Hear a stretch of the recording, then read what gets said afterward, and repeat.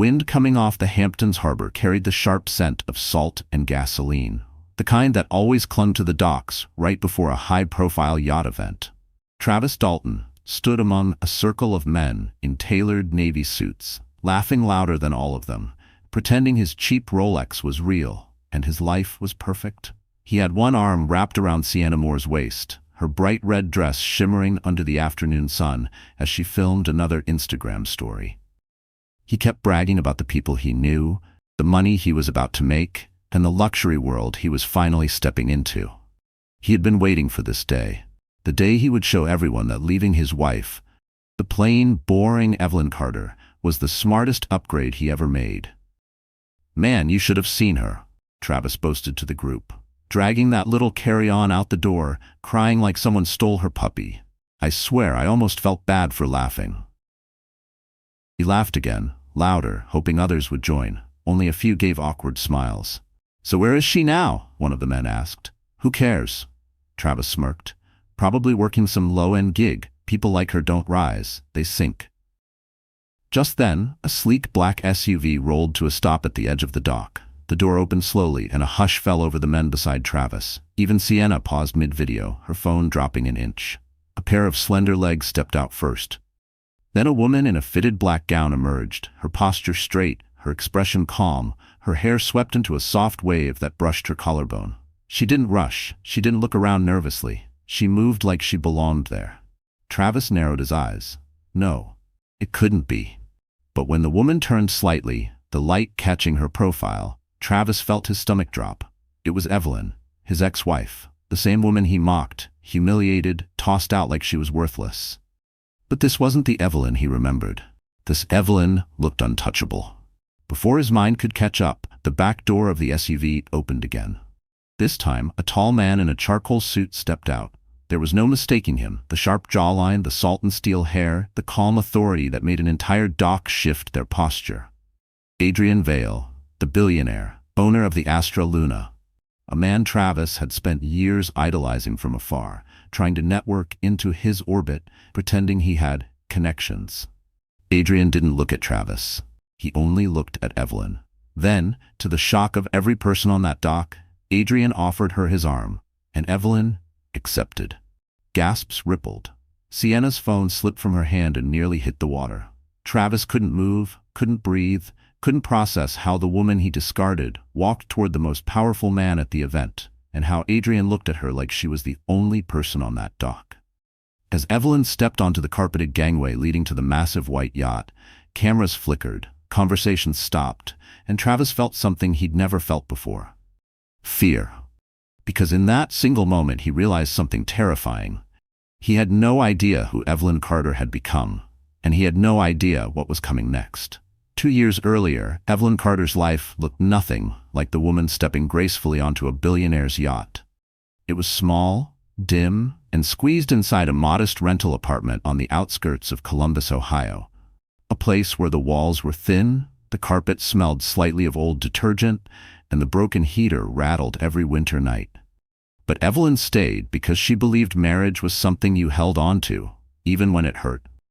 Back then, Travis Dalton played the role of a loving husband in public, but behind closed doors, he was a storm she never managed to outrun.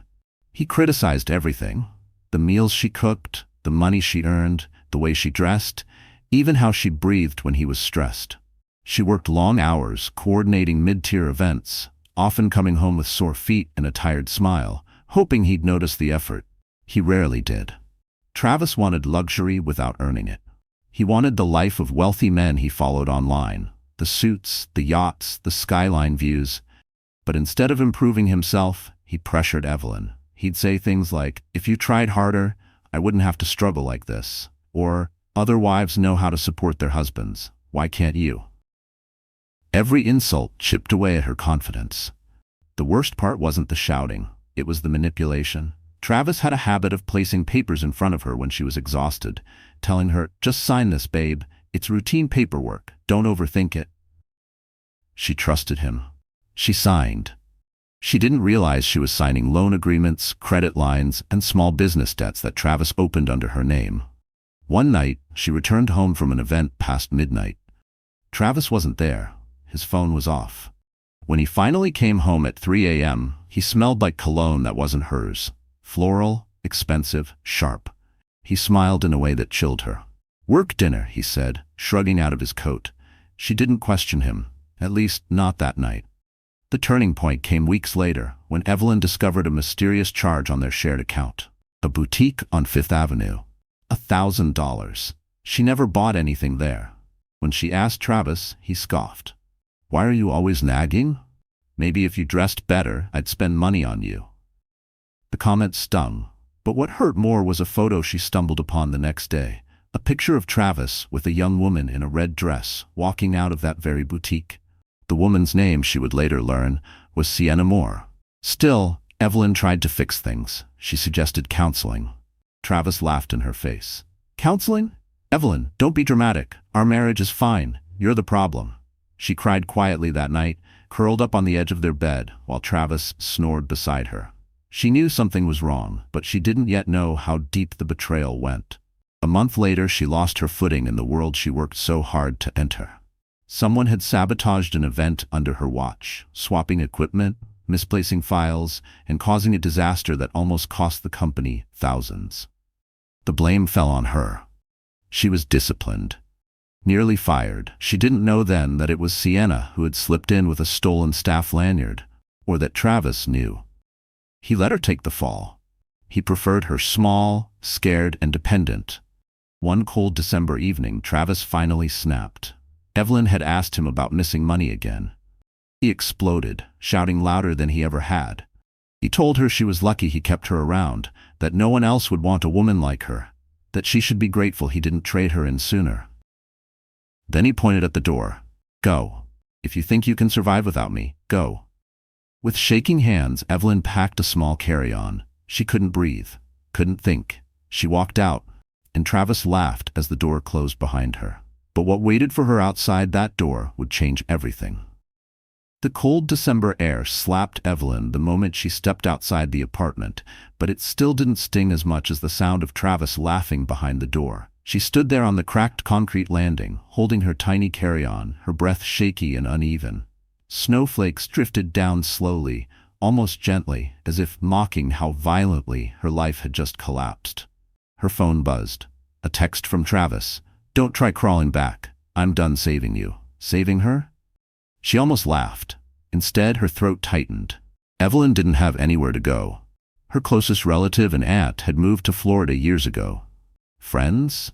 Most had drifted away because Travis didn't like visitors. She tried to call Maya Prescott, but it went straight to voicemail. Her shift wasn't over yet. So Evelyn walked. The snow grew thicker. Her fingers hurt, her shoes soaked through from the slush filling the sidewalks.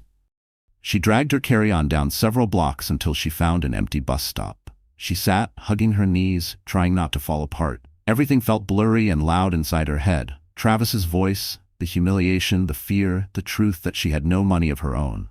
Her phone buzzed again, this time from the bank. A notification. Payment overdue. Account past due.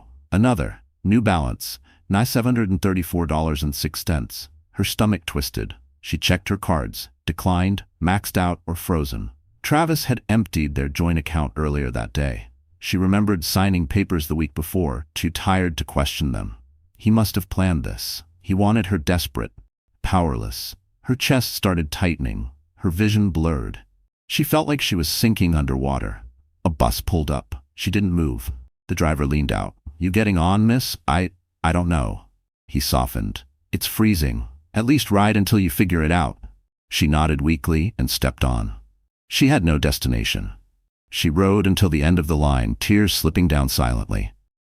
The driver didn't ask questions when she got off. She wandered into a 24-hour diner.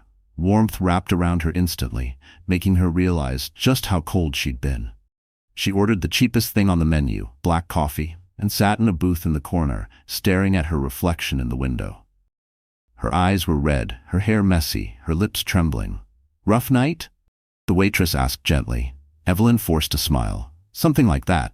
She stayed as long as she could, nursing her coffee, afraid to step back outside.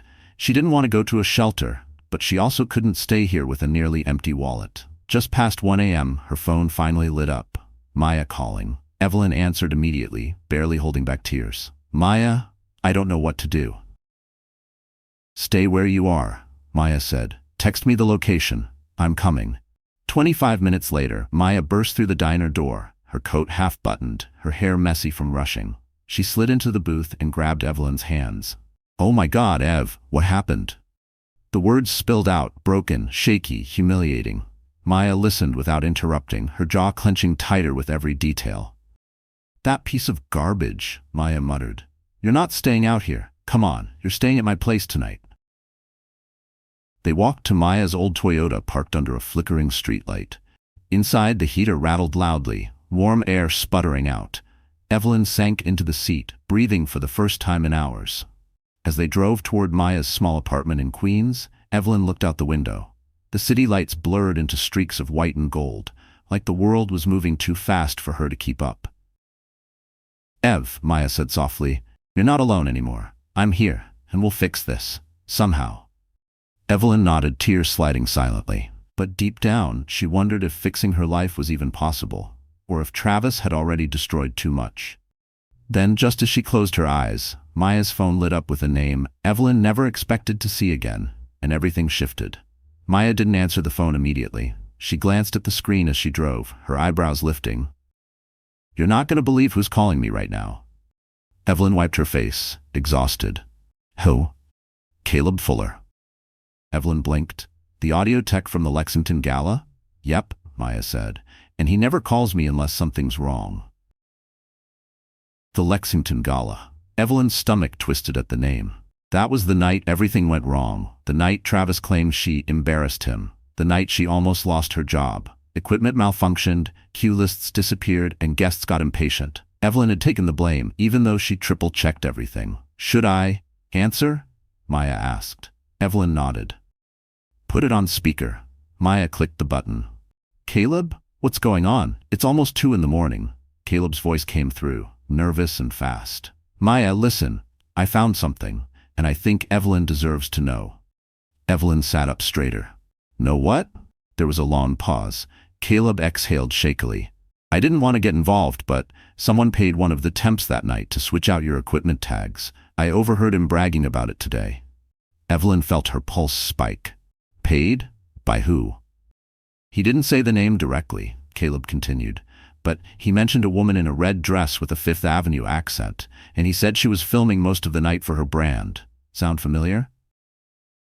Evelyn froze. Sienna, it had to be Sienna. Maya slapped the steering wheel. I knew that influencer wannabe was slime. Caleb kept talking quickly, as if afraid he'd lose courage.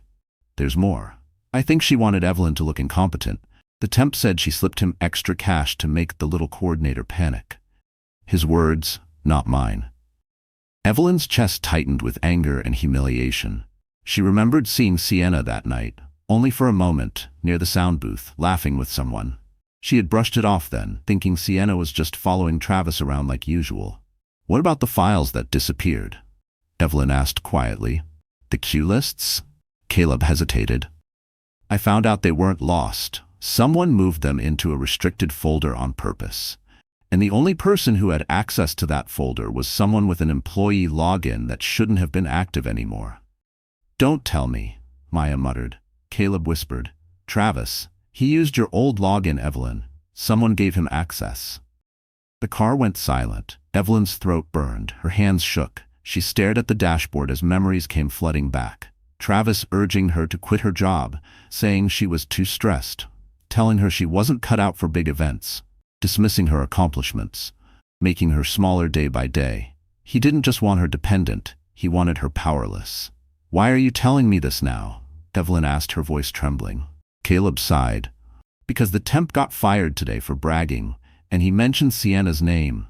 People are starting to connect dots. I didn't want you blindsided again. Maya shook her head. Ev, they didn't just hurt you, they planned it. Evelyn stared out the window at the city rushing past. Neon signs, quiet streets, sleeping buildings. Her heart pounded with hurt, betrayal, and something new. Heat. The deep, rising heat? She whispered. They wanted to destroy my career. Maya nodded slowly, and almost succeeded. Evelyn swallowed hard. She had been broken, lost, ashamed, but now the truth cracked something open inside her. Something sharp, something alive. What do I do with this information? She asked softly. Maya looked at her with fierce determination. You rebuild, you rise, and when the time comes, you make sure they can't touch you ever again. The car turned onto Maya's street, headlights washing over the snow-covered curb. Evelyn exhaled, steadying herself. But just as she reached for the door handle, Maya's phone buzzed again, this time with a name that made Evelyn's heart stop cold. Travis, calling her. At 2 in the morning. Maya stared at her buzzing phone in disbelief. Why on earth is he calling me? Evelyn felt her stomach twist, the way it always did whenever Travis's name appeared anywhere near her. Don't answer, she whispered, voice shaky. Please, I can't deal with him tonight. Maya nodded and let it ring until it stopped. But less than 10 seconds later, it buzzed again, this time a text notification. From Travis, tell Evelyn to pick up her phone. We need to talk. Now, Evelyn's breath caught. How does he even know I'm with you? Maybe he doesn't, Maya said. Maybe he's just guessing. But Evelyn knew better. Travis always knew how to dig, pry, and invade. He had a way of sensing when she was slipping from his control. Even now, even after throwing her out, he wanted to keep a grip on her. Her phone vibrated next. Incoming call, Travis Dalton. Evelyn's throat tightened. She let it ring. He immediately called again. Maya reached over and hit decline. He doesn't get to have space in your head tonight. But Travis wasn't done. A text came through instantly. If you don't answer, things are going to get very complicated for you. Evelyn felt the blood drain from her face. Maya, what if he knows I talked to Caleb? Maya frowned. Caleb said people are starting to talk. Word travels fast. Maybe Travis is panicking. Another text came through, longer this time. You signed papers, Evelyn. You're responsible for what's tied to your name. Don't make me let the bank handle this. Her hands trembled. He's threatening me with the loans. Maya muttered a curse under her breath. He trapped you with those signatures. He knew exactly what he was doing. Evelyn felt the familiar suffocating fear pushing up her chest. She remembered that night, exhausted, trying to stay awake while Travis shoved a stack of forms in front of her. Just sign, Ev. You're making this way harder than it needs to be. She signed because she trusted the man she married, and now he was using that trust to destroy her. Maya put the car in park outside her apartment and turned to Evelyn. Listen to me. You are not going to answer him tonight. You're not in a stable place. He wants you scared and confused. And when you're scared, you make choices that help him, not you. But what if he really can ruin me? He already did, Maya said quietly. But you're still here. Evelyn pressed a hand to her face, trying to keep steady. The thought of being financially trapped terrified her more than anything Travis had ever yelled. He could devastate her credit. He could get her sued. He could drag her name through the mud. And he knew she didn't have the resources to fight. Her phone buzzed again. A voicemail. Maya mouthed, Do you want me to listen first? Evelyn nodded weakly. Maya put the call on speaker and hit play. Travis's voice oozed arrogance. Ev, you need to stop acting like a child. I'm giving you a chance to make this easy. You screwed up, you embarrassed me, and you owe me for everything I covered for you. If you think you can walk away without consequences, you're delusional. Call me back. Now. The message ended. Evelyn felt something inside her crack. Not with fear, but with anger, deep and raw. He still thinks he owns me, she whispered. Because he always has, Maya replied. Until now. They carried Evelyn's small carry-on up the frozen sidewalk to Maya's apartment. Inside, the warmth felt overwhelming. Maya made hot chocolate, while Evelyn sat on the couch, staring at her vibrating phone as it lit up with another voicemail from Travis. He's not going to stop, Evelyn murmured. He's never going to stop. Maya sat beside her. Then we build you a life he can't reach. But, Ev, that means you have to face him eventually, on your terms, not his. Evelyn exhaled shakily, leaning back into the couch. Her world felt like it was collapsing and rebuilding at the same time, every piece shifting under her feet. But then, suddenly, a new notification appeared. A name she didn't expect. A name she barely remembered meeting in passing long ago at a smaller charity event. A name that would alter the path of her life again. Adrian Vale. Emailing her. At 3 in the morning. Evelyn stared at the screen, blinking hard as if her eyes were playing tricks on her. There it was, a clean, crisp subject line glowing under Maya's dim apartment lamp. From Adrian Vale, subject regarding tonight's events. Her hands shook. Why? Why would he email me? Maya leaned over her shoulder. Did you ever talk to him before? Barely, Evelyn whispered. Maybe once, at a charity dinner last year. I handed him a program. She paused. He didn't even look at me. But now, he had contacted her at 3 a.m. Heart pounding, she opened the email. Evelyn, I saw what happened tonight at the harbor. And more importantly, I saw your composure. We need to talk. I may have an opportunity for you, something I believe you're uniquely suited for. If you're willing, meet me tomorrow at my office at 10 a.m. I'll have my assistant add you to the clearance list. Evelyn covered her mouth with both hands. Maya, this can't be real. Maya's eyes widened. This is huge. Evelyn, this man owns half the tech events on the East Coast. If he wants to meet with you. But why? Evelyn whispered. He barely knows me. Maybe he saw how Travis treated you, Maya said. Maybe he noticed your work before. Maybe this is a mistake, Maya. Maybe he meant to email someone else. Maya snorted. Girl, billionaires do not email the wrong person. Their inboxes are basically Secret Service level guarded. Evelyn sank back into the couch, overwhelmed. She hadn't slept in 2 days. She didn't have a home. She had 1,000 problems crashing into each other. She couldn't think about opportunities. Not now. Not while her life was still burning. I don't think I can go, she finally said. Maya turned sharply. What? Why not? I'm a mess. I'm broke. I might be legally tied to loans I didn't even know I signed. Travis is threatening me, and Adrian Vale is, well, he's Adrian Vale. I'll look like an idiot. Maya crossed her arms. Ev, do you really think Travis wants you to go to that meeting? Evelyn froze. He wants you scared, Maya continued. Small. Contained. If you turn down this meeting, you're doing exactly what he wants. That hit harder than Evelyn expected, but doubt still tangled inside her. What if I embarrass myself? What if he expects someone polished, someone who belongs in those glass offices? Maya smiled softly. Ev, you do belong there. You just don't know it yet. Silence settled between them as the snow outside thickened, covering the street in a glowing white blanket. Inside, the apartment hummed with the quiet, steady warmth of the old radiator. Finally, Evelyn whispered, What if this is my chance? Maya squeezed her hand. Then you take it. Evelyn breathed in deeply, letting the truth settle. She had lost everything, her home, her money, her stability, her sense of safety.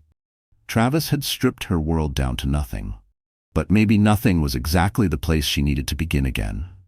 She reread Adrian's email, trying to understand why a man of his level would reach out to her. He was known for being precise, selective, and borderline unreachable. If he emailed her at 3 a.m., it meant he had noticed something. Maybe her calm under pressure, maybe her work ethic, maybe her ability to hold herself together in the middle of chaos. Or maybe he had seen more than she realized at the harbor. Okay, Evelyn said softly. I'll go. Maya grinned. Damn right you will. Tomorrow, New York City is going to meet a different version of you. Evelyn tried to smile, but a flicker of fear still whispered inside her. Travis was unpredictable, vengeful, and now that he sensed she wasn't crawling back, he would escalate. As Maya started preparing the couch for her to sleep on, Evelyn checked her phone one last time. A new message from Travis. But this one wasn't a threat. It was a photo of the loan documents, signed, her signature. Travis's message below the image made her blood run cold. If you meet with him tomorrow, I'll make sure your life becomes a nightmare. Evelyn's eyes widened, and that was the moment she realized. Travis wasn't done with her, not even close. Evelyn barely slept. Every time she closed her eyes, that photo of the loan documents flashed like a warning siren in her mind. Her signature, her name, her heart, her freedom. All tied to a debt she didn't create. And now Travis was using it as a chain, jerking it tighter every time she tried to move. By the time dawn crept over Queens, Evelyn sat upright on the couch, staring at her cold coffee. Her eyes burned, and her chest felt tight from a night of silent panic. Maya came out of her bedroom, hair messy, voice groggy. You didn't sleep at all, did you? Evelyn shook her head. How can I? Travis knows I'm meeting Adrian. He's threatening to ruin me. Maya sighed and sat beside her. Ev, he's already ruined enough. What's left for him to take? Your dignity? He already stomped on that. Your money? He drained it. Your job? He tried to sabotage that too. But the loans? And you'll deal with them. But not by letting him control every step you take. Maya squeezed her hand.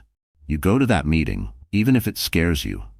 Evelyn swallowed hard. She got dressed in the only professional outfit she had left, a simple navy blouse and black slacks. Maya helped smooth her hair and handed her a warm cup of Starbucks coffee. You show up. That's it. Just show up. At 8:30 a.m., Evelyn stood on the platform at Queensboro Plaza, feeling small amid the rush of commuters. She kept replaying Travis's text in her mind. Your life becomes a nightmare. Maybe it already was, but she was tired of being afraid. By 9:15 a.m., she was walking through Midtown Manhattan, the towers rising around her like glass giants. She passed people in tailored coats, women with designer bags, men in immaculate suits. She felt out of place, like she didn't belong in this world. But she kept walking. At exactly 9:58 a.m., she arrived at Val Technologies headquarters, a towering building of silver glass overlooking Bryant Park. The security desk seemed too polished, too intimidating. Her hand trembled as she handed over her ID. The guard looked at his screen, eyebrows lifting. Miss Carter, Mr. Vale is expecting you. Take elevator 52. Her breath caught. This was real. She stepped into the elevator, watching the numbers climb higher and higher until her ears popped. On the 52nd floor, the doors opened to a quiet lobby with floor-to-ceiling windows. New York City stretched out like a glittering map. Miss Carter? A calm voice said. A woman in a sleek black suit approached. I'm Elise. Mr. Heim, Val will see you shortly. Would you like water? Coffee? I know. Thank you, Evelyn said, hands clasped nervously. Elise motioned toward a set of double-glass doors. He's inside. Evelyn stepped in. The office was minimalist, modern, understated, the kind of wealth that didn't need to scream. Adrian Vale stood near the windows studying the skyline. He turned when she entered, his expression unreadable. Evelyn, he greeted, voice smooth but firm. Thank you for coming. I wasn't sure I should, she admitted. I figured as much. Adrian motioned for her to sit. But I sent that email because I saw something yesterday. And I want to know if I was right, she frowned. Saw? What? That you're stronger than people give you credit for. Evelyn's breath caught. No one had said words like that to her in years. Adrian continued. Last night you carried yourself with dignity, while someone who claims to know you laughed about your pain. That told me everything I needed to know about his character, and yours. Her throat tightened. You don't even know me. Not yet. Adrian folded his hands. But I know talent, I know resilience, and I know potential when I see it. I'm opening a new philanthropic division. I need someone who understands high-pressure events, someone who can hold their ground, someone like you. Evelyn's eyes widened. You want to? Hire me? On a trial basis. If it works out, a full-time position with benefits and salary. He paused. But I sense there's something you're not telling me, something weighing on you. Her breath hitched. Travis's threats, the loans, the sabotage. Evelyn's hands trembled as she tried to form words. Adrian's voice softened. Evelyn, if something or someone is hurting you, I need to know. She swallowed hard, staring at her shaking hands. And for the first time, she wondered if telling the truth might finally set her free. Or if it would destroy everything she was about to build. Evelyn didn't answer right away. She stared at her hands twisted together on her lap, fighting the urge to fold into herself the way she always did around Travis. Her pulse thudded loudly in her ears. She could lie. She could smile politely, thank Adrian for his offer, and pretend her life wasn't on fire. But the truth was heavier than her fear. And for the first time in a long time, someone was genuinely offering her a lifeline. She inhaled shakily.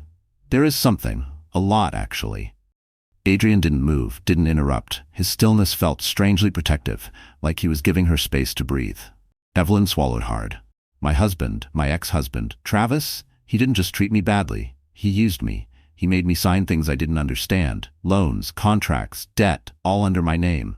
And when I left, he threatened to use it against me. Adrian's jaw tightened in a subtle, controlled way. Debt under your name? How much? I don't even know the total, she admitted, but enough to bury me, enough to ruin my credit, my career, everything. Adrian leaned forward slightly. Did you willingly sign these documents? I thought they were routine. I trusted him. Did you gain anything from these loans? Any financial benefit? No, not a dollar. Adrian nodded slowly. That matters. For the first time that morning, Evelyn felt a tiny flicker of hope. she continued, voice trembling. And that's not all. He and his girlfriend, the influencer, Sienna, they sabotaged an event I coordinated, on purpose, to make me look incompetent, so I would lose my job. Her voice cracked. They wanted to break me. Silence stretched across the room. Adrian didn't speak. Instead, he stood and walked toward the window, his hands clasped behind his back. For a moment, Evelyn panicked. Maybe she said too much.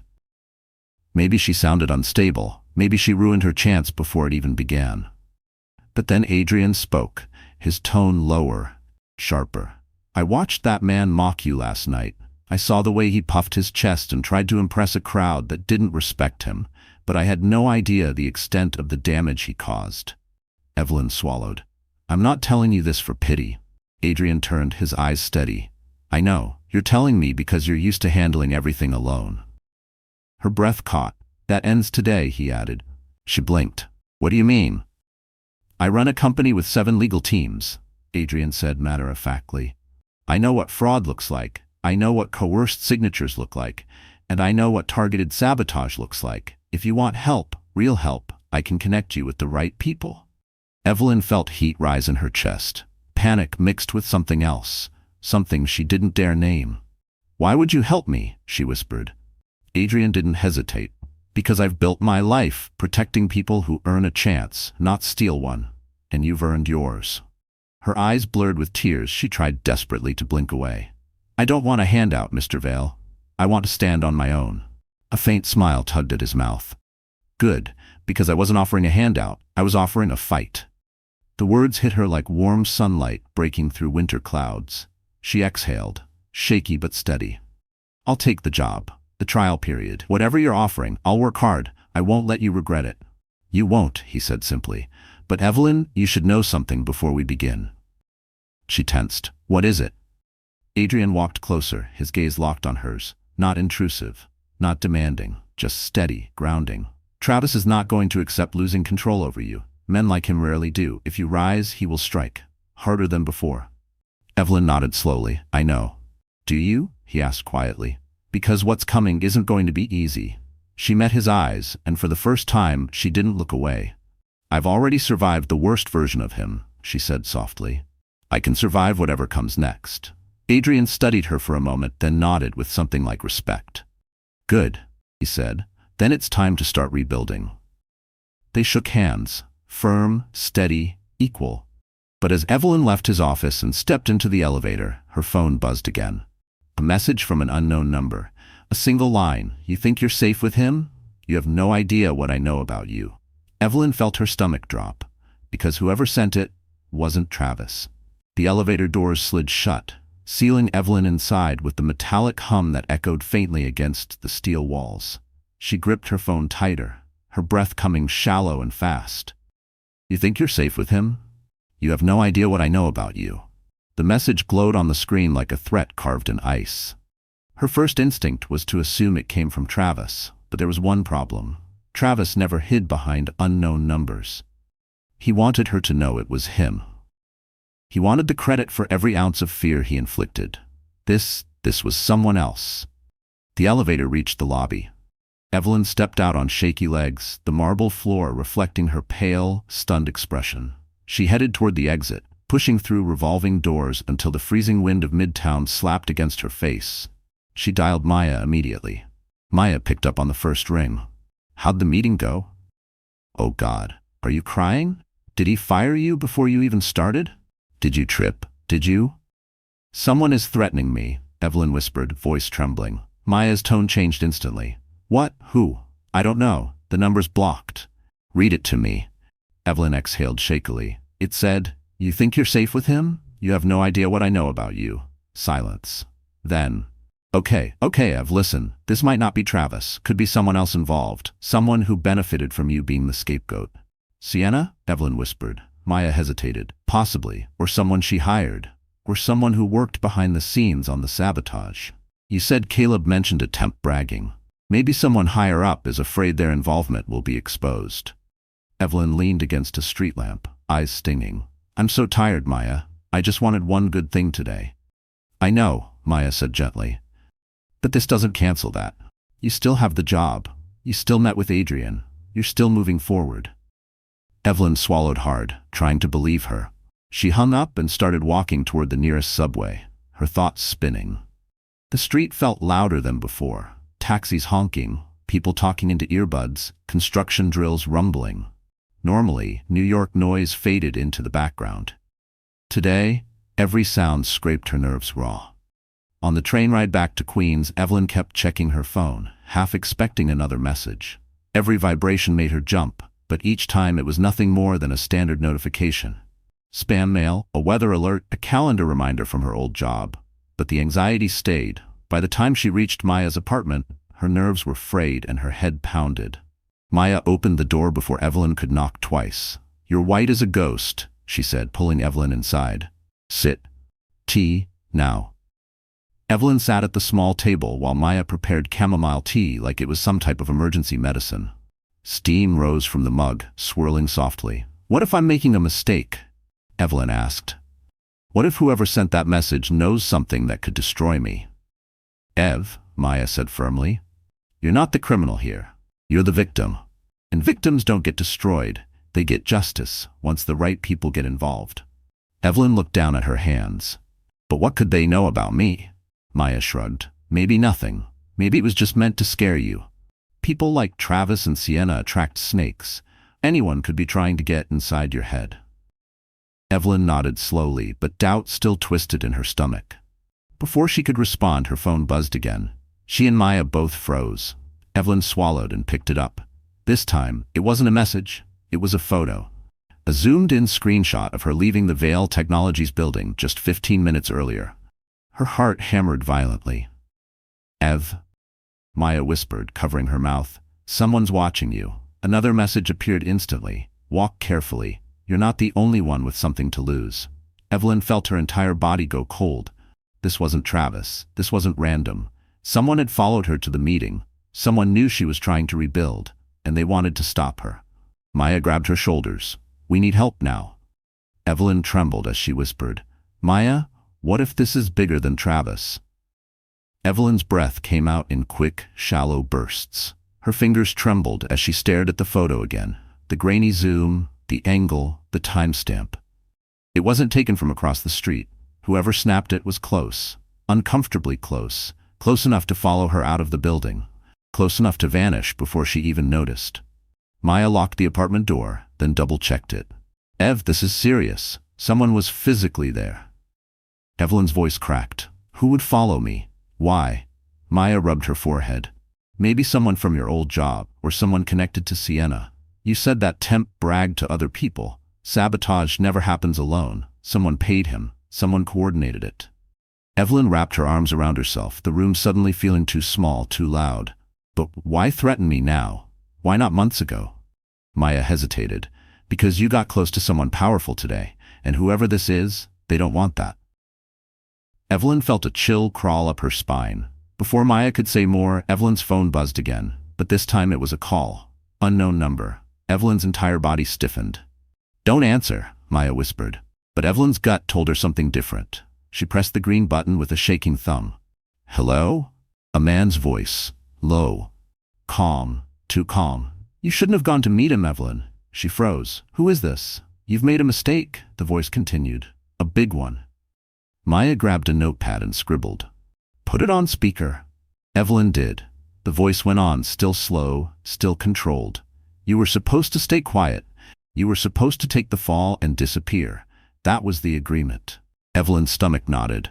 "What agreement? I never agreed to anything." "That's the problem," the man said. "You were meant to. Travis handled his side. You were meant to handle yours."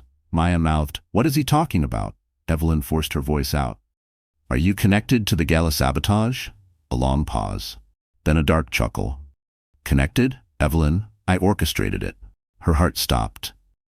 The voice continued. "You becoming the scapegoat was supposed to end everything. Clean. Simple. But you broke the pattern today. You forced us to reconsider our approach. Us. Plural." Her blood ran cold. "What do you want from me?" she whispered. "We want silence," the man replied. "We want you far away from Adrian Vale. We want you to decline any job offer. You don't understand the circles you're walking into." Maya's hand flew to her mouth. Evelyn forced her trembling voice to steady. "Who are you?" Another pause. Then, Someone who has invested too much to let you ruin it. The call ended abruptly. The silence afterward felt suffocating. Maya finally spoke, voice hoarse. Ev, this isn't just personal. This is organized. Someone else had something to gain from you taking the blame. Evelyn sank into the couch, tears stinging her eyes. I never imagined it wasn't just Travis and Sienna. Maya shook her head. Travis isn't smart enough to pull off something this calculated. Someone else used him, manipulated him, and that person is still out there. Evelyn wiped her face. And they're watching me. Today, right now. Maya gripped her shoulders. We need to tell Adrian. Immediately. He has resources, security, lawyers. If someone bigger is involved, he needs to know before they make another move. Evelyn nodded, though fear twisted in her chest. She had barely accepted the job, and now she was dragging Adrian into something dangerous. But she had no choice. She dialed Adrian's number. It rang twice. Evelyn? Adrian's voice was calm but alert. What's wrong? Evelyn shakily told him everything. The messages, the photo, the call, the unknown man claiming he orchestrated the sabotage. Adrian didn't speak for several seconds. Then his voice hardened. You're not going back to that apartment. I'm sending a car and security team right now. Do not leave the building until they arrive. Do you understand? Yes, she whispered. And Evelyn, he added, voice low and deadly serious, I know exactly who might be behind this. Evelyn's breath caught. Who? A tense beat. A man who has been trying to sabotage my work for years. Maya's eyes widened. Evelyn's heart pounded. Adrian exhaled sharply. His name is Victor Halden, and if he's targeting you, this just became much bigger than any of us expected. The moment Adrian said the name Victor Halden, Evelyn felt her pulse stumble. She didn't know the name, but the way Adrian said it, low, sharp, with a weight that suggested history, made her skin prickle. Maya mouthed silently. Who is he? Evelyn forced out, Adrian, who is Victor Halden? Adrian hesitated for the first time since she'd met him. He's a venture capitalist, ruthless, brilliant, and one of the few people in New York who has enough motive to orchestrate something like this. But why me? Because you're close to me now. Or at least he believes you might be. Anyone who stands near me becomes a target if he thinks it'll give him leverage. Evelyn's throat tightened. But I'm not important enough for any of this. Not true, Adrian said immediately. You were the perfect pawn, at least in their minds. They used your connection to Travis. They used your vulnerability. They assumed you wouldn't fight back, Maya muttered. They don't know her at all. Adrian continued, his voice steady but with an undercurrent of anger. Victor has tried to sabotage my philanthropic projects before. He's threatened nonprofits, bribed vendors, even staged a media smear campaign last year. But this, going after an innocent woman directly? This is a new low. Evelyn swallowed hard. Why would he sabotage the gala? What did he gain? Control, Adrian replied. The Lexington Gala's success strengthened my public partnerships. Halden didn't want that, so he created chaos, using your husband as a doorway. Evelyn flinched at the word husband. Past or not, Travis's shadow still pressed against her ribs. Adrian added, Evelyn, listen carefully. Halden is dangerous, not in a cinematic way, not gunmen or car chases, but in the way real powerful men are dangerous. Paper trails, contracts, reputation destruction, whisper networks. Maya groaned. So a nightmare with money. Exactly, Adrian said. He ruins people quietly, permanently. Evelyn's fingers tightened around her phone. What should I do? You do nothing, Adrian said firmly. My security team is on the way. They'll take you somewhere safe, but I'll handle the rest. Evelyn shook her head instinctively. Adrian, I don't want to drag you into something that could. Evelyn, he cut in gently, you didn't drag me into anything. Halden did, and he would have done it regardless of you. And Travis, she asked quietly, where does he fit in? Adrian exhaled through his nose. Travis is a pawn, a foolish one. Halden used him because he's desperate for money and attention. Men like Travis are easy to manipulate. Flatter their ego, promise a taste of the big leagues, and they'll sign anything. Evelyn felt sick. So Travis truly did betray me, for nothing more than feeling important? For crumbs, Adrian said. Halden probably convinced him the sabotage would get him closer to the high circles he worships. Maya clenched her jaw. He destroyed Evelyn's life for a fantasy. Evelyn's vision blurred briefly. All this time, I thought I was just unlucky. I thought I wasn't good enough, but I was set up, used. Adrian's voice softened. You were never the problem, Evelyn. They saw your goodness as weakness. They underestimated you. Tears welled in her eyes, not from sadness, from the shock of hearing words she had needed for years. A sharp buzz echoed in the apartment. The building's intercom. Maya hurried to check. It's the security team, black SUV. They look intense. Evelyn grabbed her coat with shaking hands. Adrian, she said into the phone. I'll meet you at my private office once you're safe, he said. We're gonna fight this, together. Her breath caught. Why are you helping me so much? A pause. Then Adrian said quietly, because Evelyn, no one stood up for you when they should have. Not Travis, not your old job, not anyone. But I will. Her chest tightened, warmth spreading through the fear. Maya grabbed her bags. Come on, time to go before the creep watching you gets bold. As Evelyn stepped into the hallway, her phone buzzed one last time. Another message. Leaving the building with a security team? Cute, you think you're safe now? Her blood ran cold. They're watching us now, she whispered, and the elevator doors closed before she could breathe again. The elevator dropped floor by floor, each ding echoing through the tight space like a warning bell. Evelyn's heart thudded against her ribs, her eyes darting to the corners as if expecting a shadow to move. Maya stood close beside her, arms crossed defensively, trying to appear calm, failing miserably. When the doors opened, two men in dark coats waited near the lobby entrance. They weren't bulky in the stereotypical bodyguard way. No sunglasses, no theatrics, just stillness. Sharp eyes, quiet precision. Miss Carter? One asked. Evelyn nodded. I'm Reed. This is Cole. Mr. Vale sent us.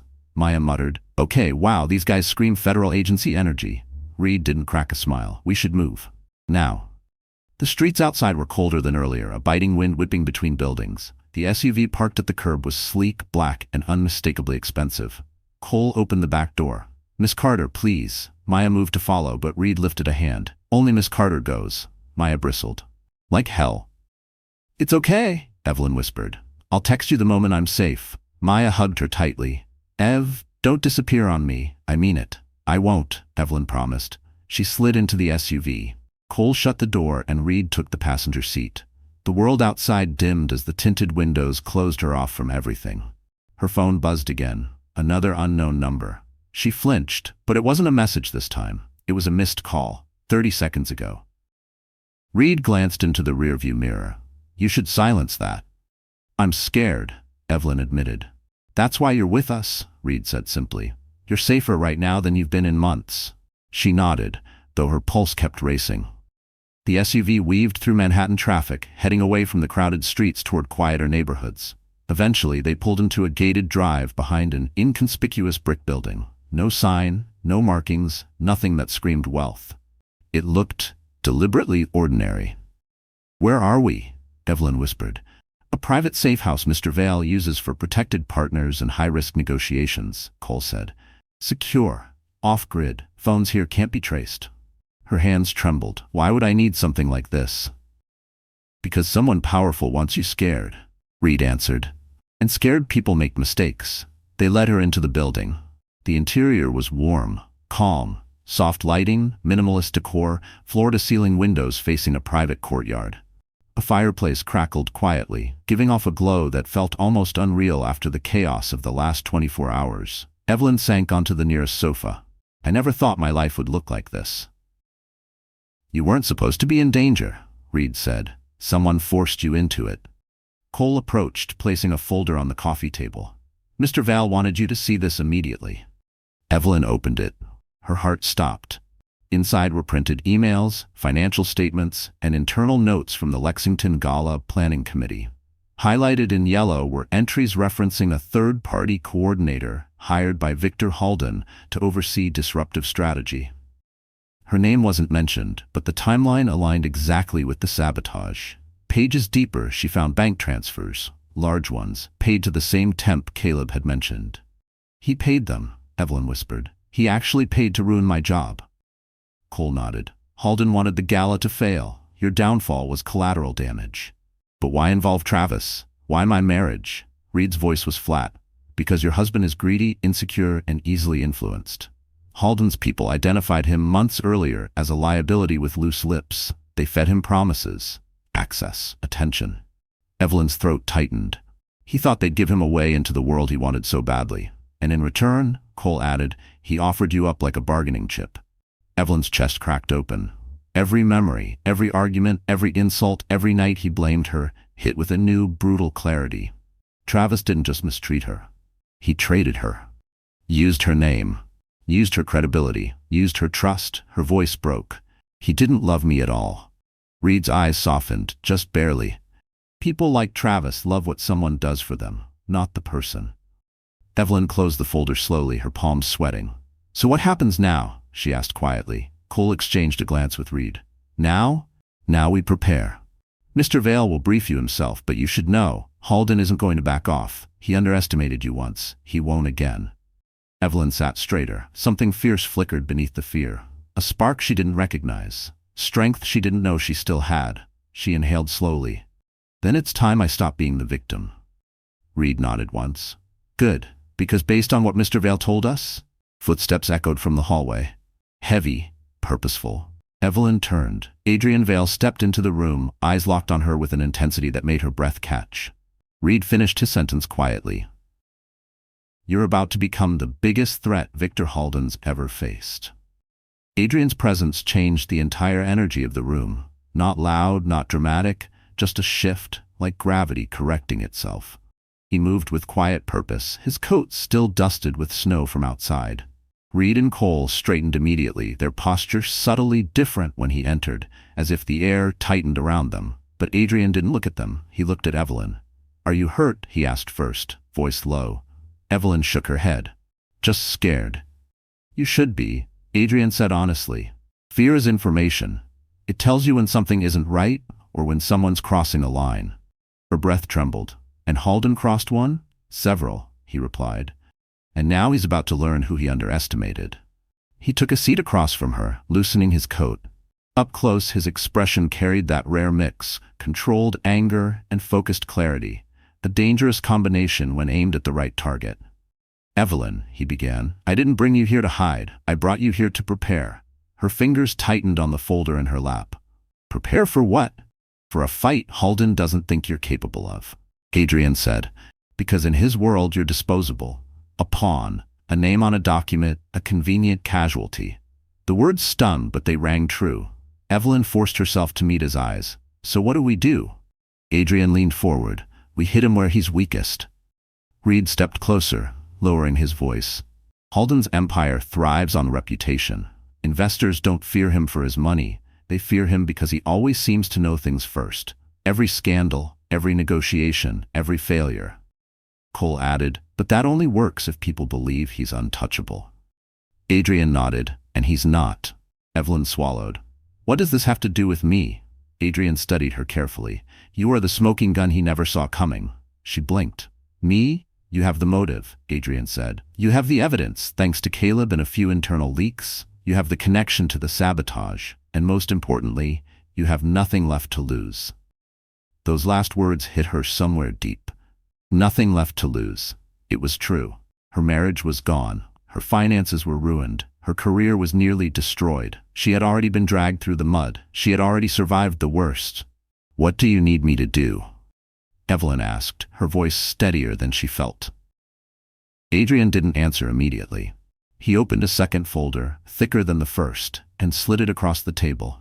Inside were contracts, email threads, and text message screenshots between Halden's assistant and several event vendors. He's been sabotaging philanthropic events linked to my company for over a year, Adrian said. The Lexington Gala was just the most visible one. And he used me, Evelyn whispered, connecting the dots. Adrian nodded. Because you were close enough to Travis for manipulation, but far enough from me that you wouldn't raise suspicion. Evelyn felt sick. I was a perfect target. You were, Adrian said. But now you're something else entirely. She looked up. What? A witness, Adrian replied. And a liability to Halden. Those words sent a chill through her. Reed broke in. We found surveillance footage near Mr. Vale's building. A man in a dark coat tracking you through Midtown. And we're cross-referencing it with Halden's known associates. And we traced the number that called you, Cole added. It's a burner. Typical corporate shadow play. Adrian spoke again. Halden thinks fear will keep you quiet, but fear can turn. Evelyn exhaled shakily. And you want me to turn it? Adrian held her gaze. I want you to reclaim your life. A deep silence settled. Evelyn thought about Travis, smirking as she dragged her suitcase out the door. About Sienna, tossing cruelty like confetti.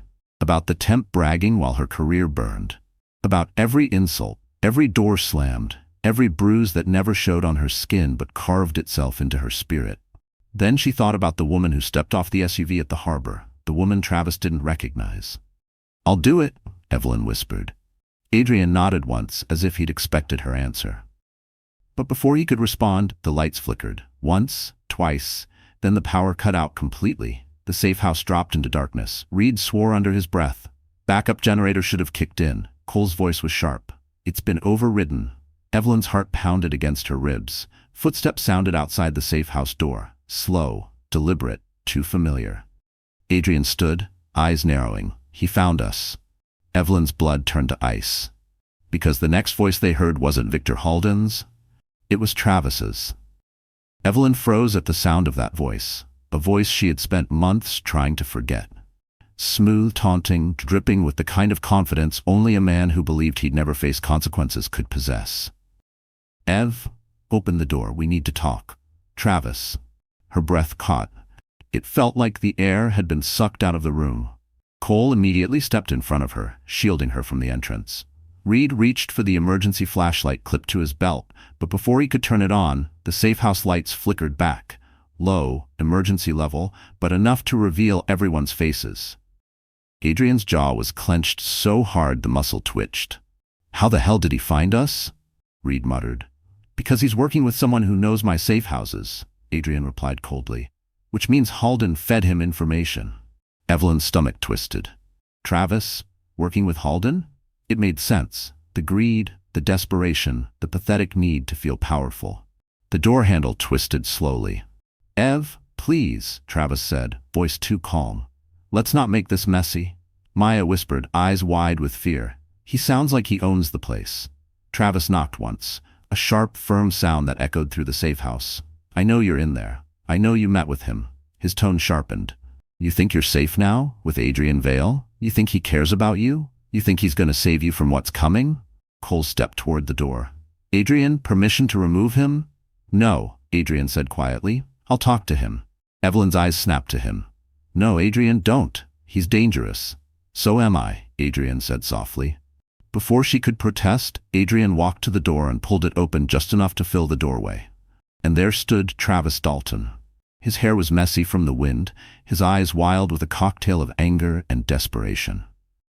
But beneath that, he looked scared, really scared, like a man who realized he'd gotten in over his head. Mr. Vale, Travis said, forcing a smile that didn't touch his eyes. Nice place? Very secretive. Adrian didn't blink. You have 10 seconds to explain why you're here. Travis took a shaky breath. I need to talk to Evelyn. You don't get to talk to her, Adrian replied. Ever again. Travis's jaw twitched. This isn't about us. This is bigger. Halden.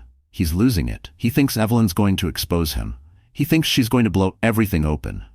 She might, Adrian said calmly, and she should. Travis swallowed hard, eyes darting past Adrian, trying to see inside the room. Ev, please, he called. Just let me explain. Cole stepped forward with a warning growl. Back up. Travis raised both hands. Okay. Adrian kept his voice measured. Travis, why is Halden suddenly threatened by Evelyn? She was never part of your world. Not until you dragged her in. Travis hesitated, and that hesitation said everything. He wasn't here by accident. He had been sent. Halden wants her quiet, Travis finally blurted, and he said if I don't convince her to back off, he'll come after me next. I'm dead if I don't do something I need her to. To what? Evelyn's voice cut through the room like a knife. She stepped into view despite Cole trying to stop her. Travis's face lit up with frantic relief. Ev, thank God. Look, I messed up. I know I did. But you don't understand. These people are dangerous. They're not like us. You have to listen to me. If you go through with this, Halden will bury you and me. You don't want that. Evelyn stared at him, really stared, and for the first time, she didn't see her husband. She saw a coward. A pawn. A man terrified not because he cared for her, but because he feared losing his own skin. You traded me, Evelyn said quietly. You let them ruin my life. Travis flinched as if she'd slapped him. Ev, I thought. You thought nothing, she said. You never did. He stepped closer, reaching out. Ev, please, I need you. We can fix this. Together. Adrian moved instantly between them, blocking Travis from getting any closer. This conversation is over. Travis's composure cracked. She's my wife. Ex-wife, Evelyn corrected, her voice steady. Travis's face twisted. Desperation turned into something darker. You think Vale is going to save you? He hissed. You think he cares? You're nothing to him. You're just leverage. Adrian didn't even blink. Leave before I make you. But Travis didn't leave. He laughed, a broken, wild sound. You think Halden's gonna let her expose him? You have no idea what he's capable of. He leaned in, eyes locked on Adrian, and he's already coming for her. Evelyn's chest tightened. What do you mean? Travis swallowed, voice dropping to a whisper. He has a file on you, Ev. One he says will end everything. Evelyn froze. Adrian's expression darkened instantly. What file? Adrian demanded. Travis opened his mouth. Boom! The building shook. A blast, small but close, rattled the windows. Reed swore. Perimeter breach. Cole grabbed Evelyn and pulled her back. Adrian's voice dropped to a deadly whisper. Halden's here. The blast hadn't been big enough to destroy the building, but it was enough to rattle every nerve in Evelyn's body. Dust drifted from the ceiling. The lights flickered again, humming like trapped fireflies. Reed was already moving, barking orders into a small encrypted radio clipped to his jacket. Cole, secure the back corridor. No one enters unless I confirm. On it, Cole replied, pulling a compact weapon from under his coat. Nothing flashy, nothing loud, but unmistakably real. Travis stumbled backward, eyes wide with panic. I told you he'd come. Halden doesn't make threats. He makes examples. Adrian seized him by the front of his jacket with one hand, slamming him against the wall so hard the drywall cracked. What file? Adrian demanded. What did he dig up on Evelyn? Travis trembled. I don't know all of it. Adrian slammed him again. What? File? Travis's voice broke. Something about her past? Something from years ago. I swear, that's all I know. Evelyn felt her stomach twist, her breath catching painfully. My past? I haven't done anything.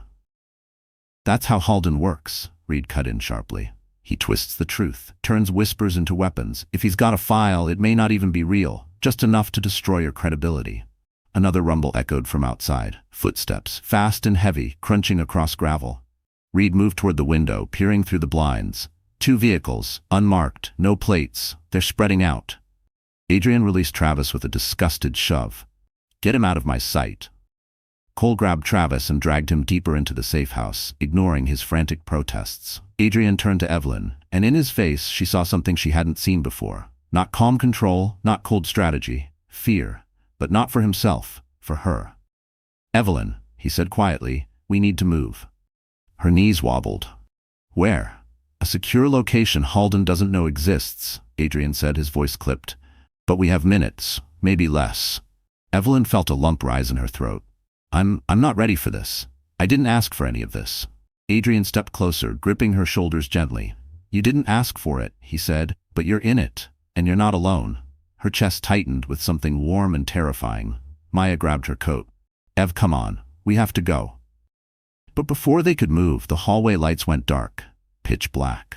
Reed cursed. Power cut from outside. They're forcing us toward the interior. A heavy thud hit the front door. Then another. Someone was trying to break in. Adrian's voice dropped to a dangerous whisper. Reed, evac route. Now. Reed nodded tightly. Follow me. They rushed down a narrow hallway toward a reinforced steel door marked maintenance. Reed typed a code into the keypad, and the lock clicked open, revealing a dim stairwell spiraling underground. Hurry, he ordered. Evelyn stepped inside, but just before the door closed, a voice echoed from the main entrance. Evelyn Carter. She froze. The voice was smooth, confident, scarier than Travis's panic, scarier than the anonymous caller. Cold, precise. Victor Halden. You're causing me a great deal of inconvenience, he called, as if discussing business over coffee. Come out now, and I'll make this painless. Evelyn's heart hammered violently. Adrian growled, keep moving. But Halden continued, voice echoing through the dark safe house. You should have stayed the quiet little wife. You should have accepted your place. Now look what you've become, a liability. Reed pushed Evelyn down the stairwell. Move. Halden's footsteps tapped across the floor above them. "I'll find you, Evelyn," he said softly. "And when I do, the truth about you will burn every bridge you ever try to build." The stairwell door slammed shut, locking them below. Evelyn stumbled down the steps, breath shaking violently. Maya clutched her hand. "What is he talking about?" Maya whispered. "What truth?" Evelyn shook her head helplessly. "I don't know. I don't know anything he could use against me." Adrian's voice echoed down the stairwell. "Evelyn," he said, descending toward her with steady steps, "whatever Halden thinks he found, we'll expose it before he can use it." She nodded weakly, but terror coiled around her spine. Because Halden's last words weren't a threat. They were a promise. And deep down, Evelyn feared he wasn't lying. The stairwell was cold, the kind of cold that seeped through clothing and into bone. The deeper they went, the narrower the concrete walls felt. Evelyn's footsteps echoed in uneven patterns. Part fear, part exhaustion, part disbelief that any of this was real. When they reached the bottom, Reed unlocked another door. This one led into a low-lit underground corridor reinforced with steel beams. "This is an emergency tunnel," he said, "used only when a safe house is compromised." Maya blinked. "Wait, this has happened before?" Reed didn't answer. Cole, still gripping a trembling Travis by the collar, shoved him forward. "Move." Adrian stayed close to Evelyn, every step protective, controlled. But the muscle in his jaw kept twitching, the only sign that even he felt the pressure closing in. When they reached a small underground operations room, Reed sealed the door behind them. The hum of ventilation fans filled the space. Adrian turned to Evelyn. "Sit, we need to talk." She sank onto a metal bench, hands shaking. Maya sat beside her. "Ev, breathe. In through your nose, out through your mouth. You're okay." But Evelyn didn't feel okay. Halden's voice still echoed in her mind. "The truth about you will burn every bridge you ever try to build." Adrian crouched in front of her. "Evelyn, I need to know everything about your past, every detail, even things that seem irrelevant." She shook her head frantically. "There's nothing. I've never done anything illegal. I've never lied on a resume. I've never—" "Hey," Adrian said gently, placing a steady hand on her knee. "I'm not accusing you. I'm trying to anticipate Halden's moves." Travis scoffed from the corner. "Of course she has secrets. Everyone does." Cole shoved him into a chair. "Shut up." Evelyn glared at Travis.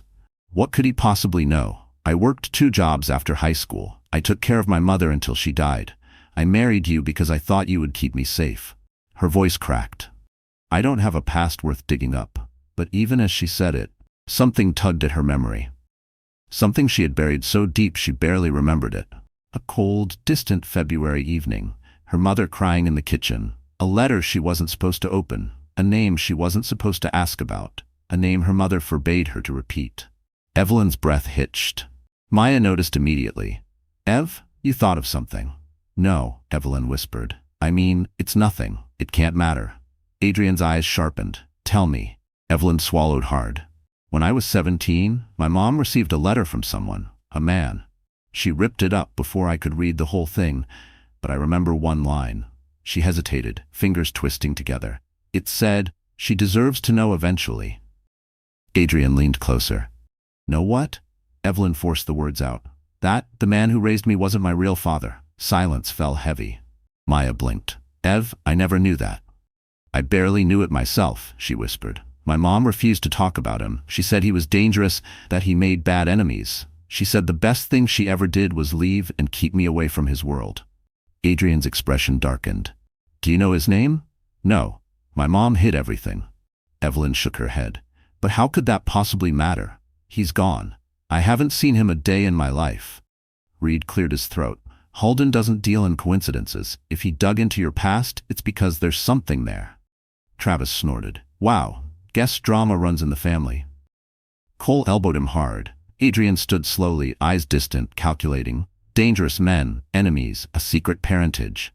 He exhaled sharply through his nose. "Halden might think your father is someone valuable to him, or someone he wants leverage against." "But I don't know anything," Evelyn insisted. "How could he use me?"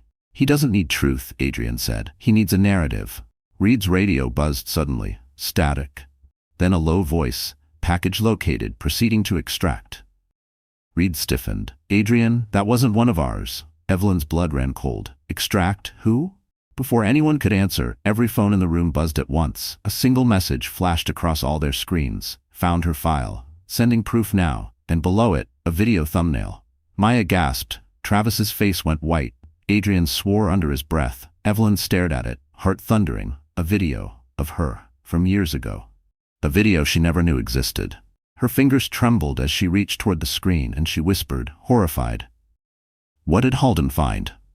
The room felt smaller, colder, like the walls were inching in as Evelyn stared at the video thumbnail glowing on her phone screen. It was blurry, grainy, clearly old, but the shape of a teenage girl with long brown hair was unmistakable.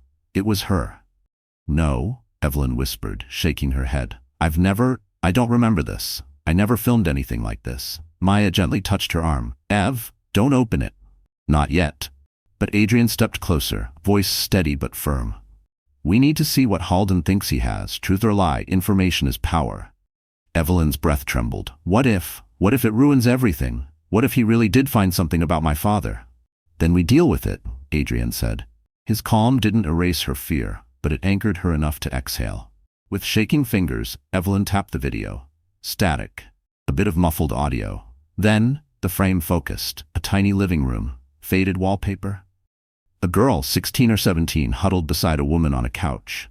The woman's face was hidden, only her trembling hands visible as she held the girl close. Evelyn felt her throat close. "That's my mother. That's my old house." Maya sucked in a breath. "Ev, are you sure? That looks exactly like." "I know that wallpaper," Evelyn whispered. "I stared at it every night." The video continued. The girl spoke. "Mom, please, just tell me the truth." The woman's voice trembled. "You don't understand the danger. If they find out where you are, if he finds out, everything could fall apart." The girl's eyes filled with tears. "Why? What did he do?" The woman whispered something inaudible. The camera shifted, as if whoever recorded it was hiding behind a doorway. Then the girl, Evelyn, spoke again.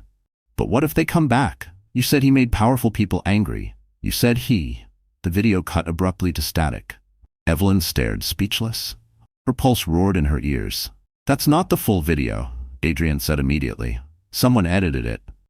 Reed nodded. "Halden has the rest." Evelyn covered her mouth. I don't even remember this." "It was a trauma moment," Maya said softly. "Kids block things when they're scared." Travis suddenly barked out a laugh, unstable, strained. "Oh, this is perfect. Halden's gonna use this to destroy all of us." Cole grabbed him by the collar. "One more word, and you'll be eating concrete."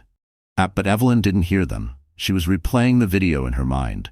The fear in her mother's voice, the trembling hands, the mention of danger, enemies, someone who might find them. She looked at Adrian, eyes full of dread. "What if my father was a criminal? What if Halden is using this to claim I'm connected to something? What if—" Adrian cut her off with a steady voice. "Evelyn, listen to me." She forced herself to look at him. "There is nothing in that video that implicates you," he said. "Nothing that proves wrongdoing, only fear. And Halden thrives on fear." "But the narrative is whatever he wants it to be," Adrian said. "And that's what we're going to stop." Reed added, "Halden's strategy is clear. He wants to rattle you, isolate you, make you withdraw from Adrian's project. You're a threat because you can expose what he did at the gala." Evelyn squeezed her eyes shut. "But he has more. He said he had a file." "And we'll get it before he uses it," Adrian promised. Before Evelyn could respond, Reed's radio crackled again. "Movement upstairs? They're retreating." Cole frowned. "Retreating? Why?" Adrian's expression hardened. "Because Halden doesn't need to break in. He just needed us distracted." Evelyn felt the bottom drop out of her stomach. Distracted from what? Then her phone buzzed again. A message, from the same unknown number. She opened it with trembling hands. A screenshot of her bank account. Every cent of her remaining savings, gone. Below it, a single line. "You still don't understand who you're fighting, Evelyn." Her breath caught. Maya gasped. Adrian's face went cold as steel. Evelyn whispered, "He's not trying to ruin my reputation. He's trying to erase my entire life." Evelyn stared at the screenshot until her vision blurred. Her bank account, small as it was, had been her last lifeline. The last thing she had that was untouched by Travis, untouched by sabotage, untouched by fear. Now it was gone. Zero. Erased. A hollow sound escaped her throat. He took everything. Maya wrapped an arm around her shoulders. Ev, breathe. We're going to fix this. But Evelyn barely heard her. All she could hear was Halden's cold message repeating in her mind like a drum beat. You still don't understand who you're fighting. Adrian stepped forward, his presence steady, but the sharpness in his eyes revealed the fury simmering underneath. This is financial warfare.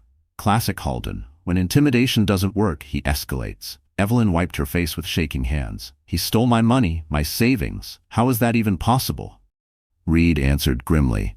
Halden owns at least 3 shadow companies that buy and sell private data. With a compromised login or a forged identity, he could empty a personal account in minutes.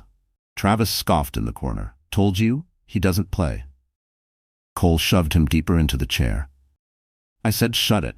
Evelyn felt something inside her crack, like a dam finally giving way under too much weight. Why me? Why is he doing all this to me? I didn't even know the man existed 2 days ago. Adrian sat beside her, voice calmer. Because you're the one thread he didn't account for. If you pull it, everything he built unravels. You can expose him, Evelyn. But how? She whispered hopelessly. I'm nobody. You are the key witness to his sabotage, Adrian said. And now, the victim of his financial crimes. Evelyn's breath trembled. This is too much. What if he ruins you too? What if he's been trying to ruin me for years, Adrian said, eyes steady. But now he made a fatal mistake. What mistake? He went after someone I care about. Her chest tightened, warmth fighting the cold fear. Before Evelyn could respond, Reed's radio crackled again.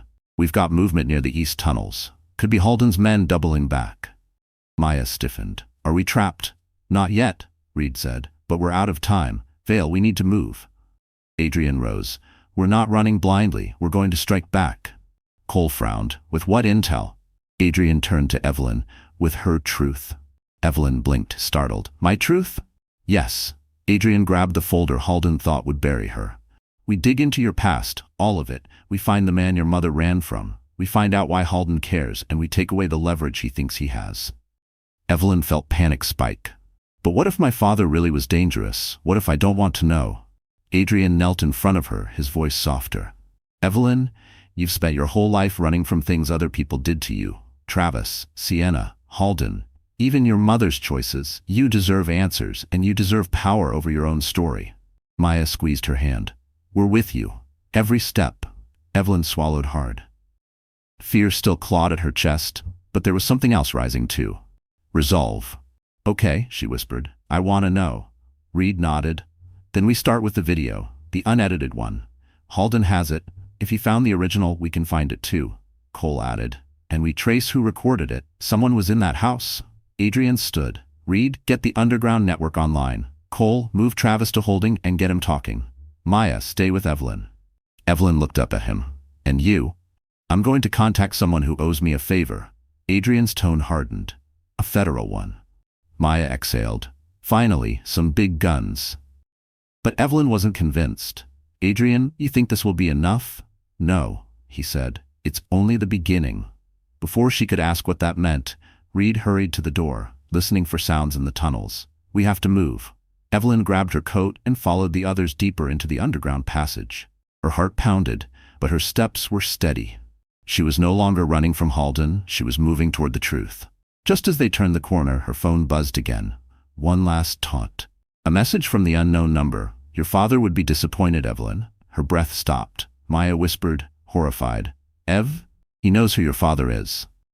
Evelyn's vision blurred, because she realized Halden wasn't searching for her past. He already had it. Evelyn stopped walking, completely. Her legs locked under her, her breath vanished, and the cold underground air felt suddenly thin and sharp. Maya turned instantly, gripping her arms. Ev? What is it? What did he say? Evelyn showed her the message with shaking hands. Your father would be disappointed, Evelyn. Maya went pale. He knows. He actually knows who your father is. Reed cursed under his breath. We need to keep moving. Now. But Adrian stepped toward Evelyn, eyes narrowed, analyzing. Halden wouldn't taunt you unless he already has your father's identity confirmed. The question is, why would that matter to him? Evelyn's voice trembled.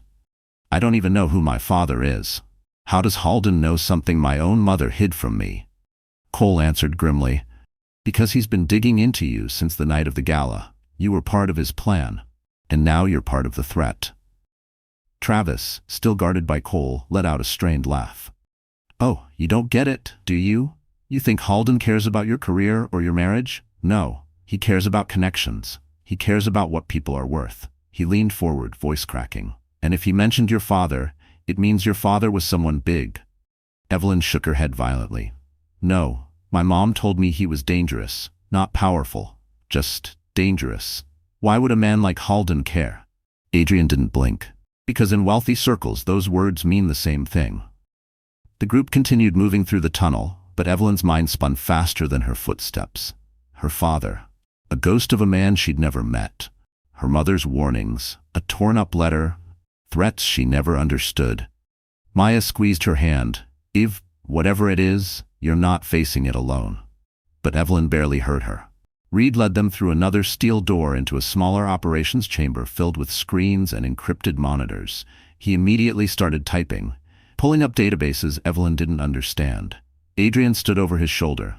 Search every federal archive for the last 40 years. Cross-reference missing persons, sealed cases, protected witnesses, and unregistered aliases. Start with the state Evelyn grew up in. Evelyn swallowed hard. Protected witnesses? Adrian, what if my father was? Adrian cut in softly. Evelyn, even if he was, that says nothing about you. But it said everything about why Halden saw her as leverage. Reed's fingers flew across the keyboard. I need more. Evelyn, what did your mom tell you about him? Anything. Evelyn forced herself to think. She said he made the wrong people angry. She said we needed to disappear. She said the only way to keep me safe was to erase him from my life. What state? Reed pressed.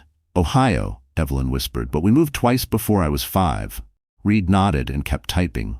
Suddenly, a file popped up on the screen. A name, a photo, a government seal. Reed froze. Adrian, I think I found something. Evelyn's stomach twisted. Who is it? Reed hesitated. Evelyn, you should sit down. Her knees wobbled, but she didn't sit. She needed the truth standing up. Reed clicked the file. A man's face appeared, maybe in his 20s at the time of the photo. Hard jawline, dark eyes, a scar over one eyebrow. Something dangerous in his expression. Yes, but something familiar too. Evelyn's heart dropped. Her own eyes stared back at her through his. Maya gasped. Ev, he looks like you. Reed cleared his throat. His name was Daniel Cross. Evelyn whispered the name like it didn't belong to her world. Daniel Cross, Reed continued. He was an undercover federal informant, deep undercover, embedded in a criminal syndicate tied to corporate corruption, blackmail, financial crimes. Adrian's eyes sharpened. The same circles Halden operates in. Reed nodded grimly. Daniel Cross was the key witness in a case that nearly brought down 3 major corporate empires. Halden was rumored to be connected to one of them. Evelyn felt her entire world tilt. My father was working against Halden's world. And he vanished right before trial, Reed added quietly. Before you were born. Evelyn shook her head. But what does that have to do with me? I've never met him. I don't know anything about him. You don't have to, Adrian said. Halden only needs the story, the daughter of an undercover informant working with Vale. Maya muttered, horrified. That's enough to make you look like a plant, a threat, a spy. Evelyn's voice cracked. But I'm not any of that. Adrian stepped closer, his voice steady and low. Evelyn, listen to me. Your father tried to bring Halden down once, and now Halden thinks you might finish what he started. Evelyn's breath shattered. Then Reed's radio erupted with static, followed by a chilling voice. We have the girl's father's file, and if she won't come to us. A loud metallic bang echoed above them. We'll come to her. Evelyn turned white. Because Halden's men weren't retreating, they were surrounding the tunnel. And they were coming. Metal clanged overhead, sharp and echoing through the underground tunnels. Dust rained down from the ceiling. Reed's radio crackled with overlapping voices. Urgent, clipped, tactical. They're breaching the north hatch. 2 hostiles confirmed. Halden wants the girl alive. Repeat, alive. Evelyn's blood ran cold. Maya grabbed her hand. Ev, look at me. We're getting out of this. Do you hear me? But Evelyn wasn't afraid anymore. Not in the same way. Fear had burned through her so fiercely these past days that now something steadier rose in its place. Resolve. Truth didn't break her. Silence did. And she was done being quiet. Adrian stepped forward, taking control with the calm authority of someone used to crisis storms. Reed, you take Evelyn and Maya through the secondary tunnel. Cole, move Travis to a secure secondary chamber. Travis panicked. Wait, don't leave me. I can help. I know things about Halden. Cole didn't slow. Congratulations. You can write them down. But Evelyn stopped. For the first time since she'd known him, she looked at Travis without fear. You sold me out to men who wanted me silenced? She said quietly. And now you're afraid of being silenced yourself. Travis swallowed. Shame flickered. Then desperation drowned it. Ev, I'm sorry. But she wasn't his Eve anymore. Reed pointed to the far tunnel. We need to move now. But Adrian held up a hand. Wait, he stepped toward Evelyn. Evelyn, he said, voice low, we can stop this tonight, but only if you're willing to use the truth Halden fears. She frowned. How? Adrian pulled a small encrypted drive from his jacket. Inside this is every piece of evidence we've gathered. Emails, payments, sabotage trails, witness statements. Halden can bury people, but he can't bury the entire federal system. Evelyn stared at the drive. It looked small, unassuming, too light to hold the future. You want me to take it? She whispered. Adrian nodded. Not me, not Reed, not Cole. You, because Halden built this entire scheme on the belief that you were powerless. And you want to prove I'm not, she breathed. No, Adrian said gently. I want you to prove it to yourself. The tunnel lights flickered again. Loud thuds echoed behind them. Reed cursed and checked his weapon. Maya leaned in. Ev, whatever this is, it's your moment. Evelyn took the drive. Her hands didn't shake. Let's end this, she said. Reed led them into the narrower escape passage. Low ceilings, reinforced walls, sharp turns. Halden's men banged on the upper hatches, their voices muffled but distinct. She's underground. Secure all exits. Halden wants her alive. Adrian stayed at the rear to cover the group, moving like a silent shield. They reached a rusted service ladder leading upward. This is it, Reed said. This takes us to an old maintenance grate near the river. Evelyn began climbing. Maya followed close behind her. Halfway up, Evelyn paused. A realization hit her so hard her breath trembled. My father died trying to expose men like Halden. She looked down at Adrian. And I'm finishing what he couldn't. Adrian held her gaze. You're not your father's shadow, Evelyn. You're his legacy. She climbed faster. At the top, Reed pushed open the grate. Cold river air rushed in. Sirens echoed distantly. New York lights flickered across the water like broken stars. They sprinted to an unmarked van, waiting under the bridge. Reed shoved the doors open. Get in. But before Evelyn climbed inside, she looked out over the black water. Then at the encrypted drive in her hand, then at the skyline. She wasn't running anymore. She was rising. As she stepped into the van, her phone buzzed once more. A final message. From Halden, you think you've won? You're nothing. Evelyn exhaled. Calm, steady, unbroken. She replied, I'm enough. Then she hit send. And for the first time in her life, Evelyn wasn't afraid of the man on the other end. So that's how Evelyn's story comes to an end. And if you're still here, listening all the way until now, then something in her journey must have touched your heart in a real way. Maybe it reminded you of your own storms, your own losses, or the moments when you thought you were too small to fight back. But here's the truth. Like the Stoics always said, you have power over your mind, not outside events. And Evelyn showed us exactly that. Her world was broken, twisted, and stolen from her, yet she rose anyway. Not because she wasn't scared, but because she refused to let fear decide her life. Marcus Aurelius wrote, "The impediment to action advances action. What stands in the way becomes the way." Evelyn turned every wound into a step forward, and maybe that's the message for all of us. No matter who tries to silence you, erase you, or bury your worth, you still get to decide who you become tomorrow. Healing isn't loud. It's choosing every day not to stay down. If this story moved you even a little, don't forget to like, share, and subscribe. It helps us bring more stories that speak to your heart, just like this one.